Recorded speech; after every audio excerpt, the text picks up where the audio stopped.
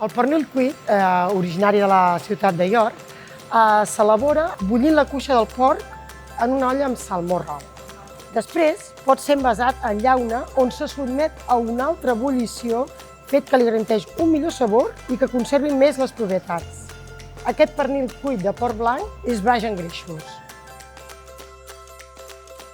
A part del pernil cuit, tenim altres embotits que es couen després de la seva elaboració, com poden ser els bulls blancs, els bulls negres, la catalana, les botifarres. També hi ha una altra manera d'elaborar que és mitjançant un motlle, com podem tenir el pa de fetge, per exemple.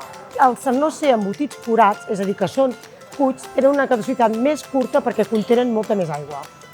Alguns dels embotits més típics de casa nostra són els fuets, les secallones, les llonganisses i les somalles.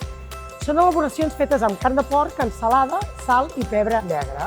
S'emboteixen amb tripes de diferents calibres i es deixen assecar.